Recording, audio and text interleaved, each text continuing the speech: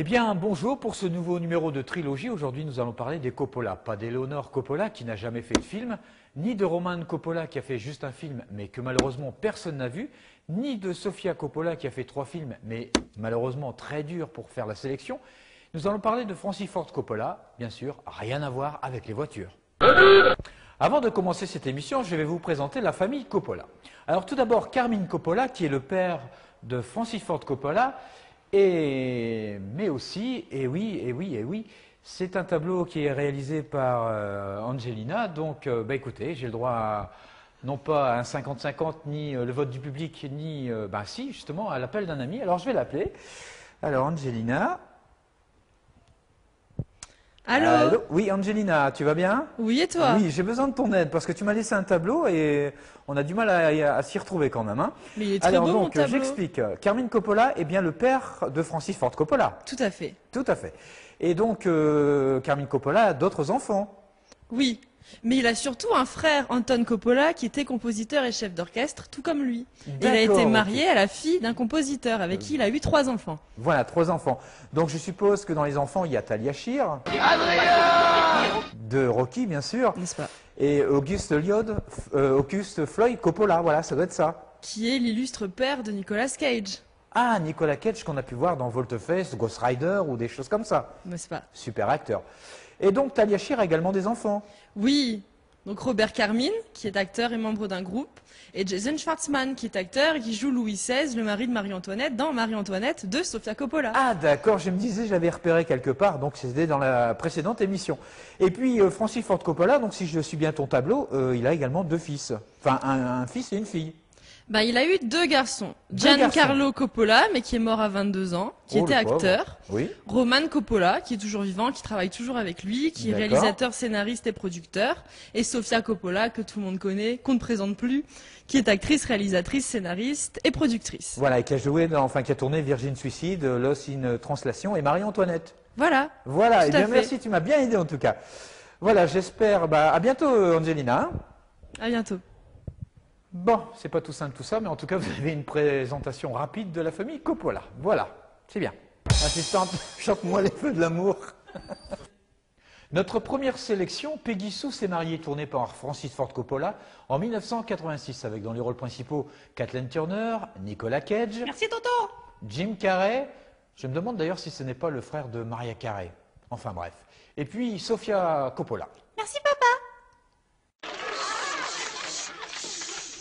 Quant à l'histoire du film, en 1985, les anciens du lycée Buckingham, classe 1960, se retrouvent pour leur 25e réunion. Ce soir-là, ils sont tous venus en habit d'époque, jupe gonflante, robe des 60s, brosse et nœud pape pour les garçons. Peggy, très populaire en 1960, se retrouve reine de la soirée avec pour partenaire son mari Charlie le rocker. Mais ce tandem si brillant jadis est sur le point de se séparer. Revoyant son mari dans sa jeunesse, Peggy encore amoureuse, elle s'évanouit.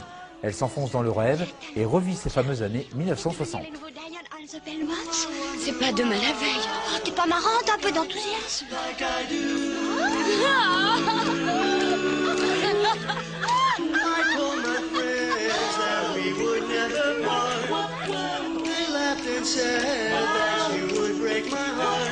à dire, qu'est-ce qu'il est beau gosse. Ah ouais. Et puis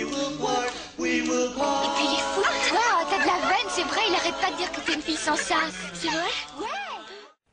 Peggy Sue s'est mariée est un film alimentaire pour cause d'échec commercial de son précédent film, Coup de cœur.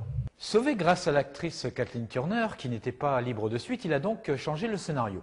Du film pour ados simplet, il est devenu un amer constat du temps qui passe. Et c'est le temps qui passe, qui nous rend sérieux. Non, je me lâche là. La chanson de Buddy Holly a donné son nom au film. Vous patientez un petit instant? Allô? Allô? Oui, Angelina? Oui? C'est encore moi. Encore? Dis, la chanson de Bodioli, Oui? c'était comment déjà le thème? Je dois la chanter? Bah si tu veux, ça m'aiderait quand même. Vraiment? Bon, allez. Allez, on y Tu va. danses, hein? D'accord. Peggy Sue got married not long ago. Goed, dan wil ik hem eens goed lezen met de strudel. Goed, hem zo twee kamers de beetje te kopen de mensen dan de beetje strudel. En te kopen zo veel zeven ik heb het goed beetje beetje te kopen. Soms of je bent aan burger aan wat je Jamaica wat je strudel. Ça fait un peu ringard, mais bon. Pour la deuxième sélection, je vais vous faire une proposition que vous ne pouvez pas refuser. Je vous parle bien sûr de... Raté. Raté. Oh, tu m'as eu. Notre deuxième sélection, Le Parrain, film tourné en 1972 et dont il y aura une suite en 1974 et 1990. Le Parrain numéro 1 avec Marlon Brando, Al Pacino, James Caan, Robert Duvall, Diane Keaton, Talia Shire. Merci, frérot. Mais aussi Sofia Coppola. Merci, papa. Et dites-moi, Nicolas Cage fait pas partie de la distribution?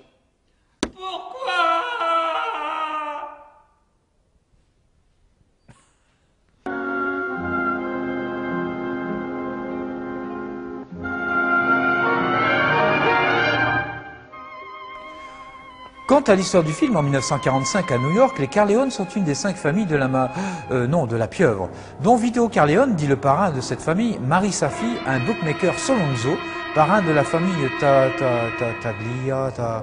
Bon, écoutez, c'est simple, voyez les extraits plutôt.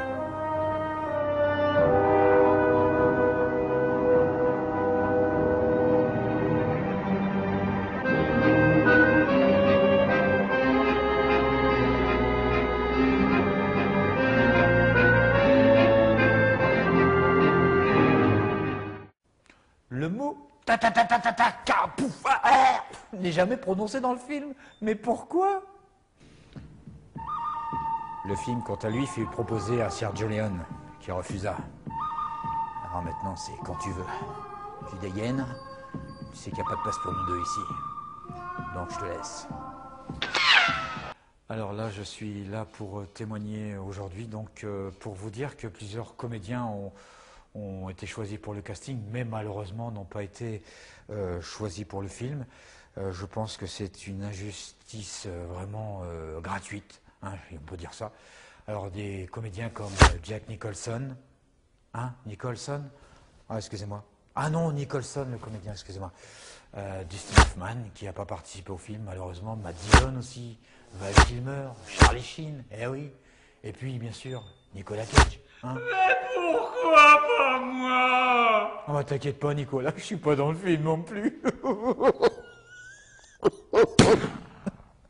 Le film est parcouru par 3 grands thèmes. Le silence.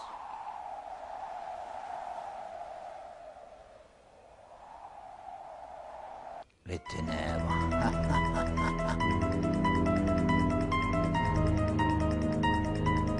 La violence. Hein? La violence, tu parles de violence, toi? Tu parles de... Hein? La violence, tu parles? Tu parles de violence, toi? Casse-toi, je monte un coup de boule. Mais casse-toi! Une pléiade d'Oscars pour Le Parrain. Tout d'abord, Le Parrain numéro 1 avec meilleur film, meilleur scénario adapté, meilleur acteur pour Marlon Brando, mais aussi meilleur montage. Et puis sachez que dans le 2, Parrain 2, le meilleur film, meilleur réalisateur, meilleur scénario, mais aussi meilleur second rôle pour De Niro cette fois-ci, meilleure musique de film et meilleur décor. Voilà, je pense vous avoir tout dit en ce qui concerne Le Parrain. On se retrouve pour la 3e sélection. Journal de l'arme. Allez, on tourne la suite. Notre 3e sélection, Rusty James, tourne en 1983 avec Matt Dillon, Mickey Rourke, Nicolas Cage. Merci, Tonton. Sofia Coppola, Merci, papa. d'après un roman de Susan Eaton. Bah, pas merci, je suis pas de la famille.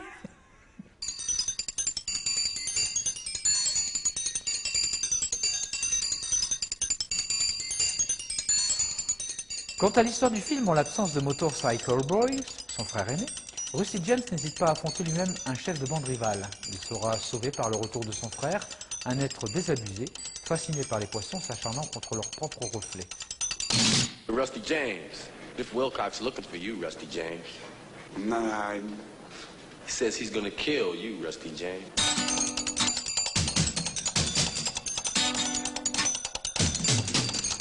man, me and you, we could have run this whole side of town if you just gave me a chance. You know, if you're gonna lead people, you have to have somewhere to go. I wonder why somebody hasn't taken a rifle and blown your head off. The motorcycle boy. You always try so hard to be like your brother, Rusty James. Hey, my brother's the coolest. Why do you dislike me so much? I mean, I've always tried to be your friend. You know, you might have made it a while on the Motorcycle Boys rep, but you ain't got your brother's brains. Neither, contrary to popular belief, is your brother crazy.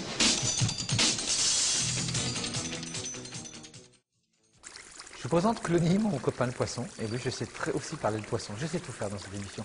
Alors, sachez que le film est tourné en noir et blanc, sauf les poissons. Le film est à la vision du personnage de Mickey Rourke. Comme une télévision en noir et blanc avec un son dont on aurait baissé carrément le son. Voilà, c'est bon? Ok. Je pense qu'il a tout compris. Voilà. Ouais, je fais partie d'un club des scooterman. Alors, tu vois, je suis vraiment équipé, quoi. Pas tout à fait, quoi, mais voilà. Puis sache que le film il a été dédié au frère de Francis Ford Coppola, donc qui a fait partie aussi d'une bande. Hein. Les blousons que porte d'ailleurs Nicolas Cage dans le film, eh ben, c'est le blouson de son père. Et c'est le vrai, hein, je te le dis. Hein, c'est Auguste Floyd Coppola. Hein, rien que ça. Auguste Floyd Coppola. C'est l'artien, hein, c'est comme ça. Allez, on va le cafette. La musique, quant à elle, est signée par Stewart Copeland, le batteur de Police. Non, non, non, pas la tête, non, non. Et bien voilà, donc l'émission se termine. C'était un spécial Ford Coppola et parce que chez Ford, la famille, ça n'a pas de prix. Je me lâche. Je suis tombé.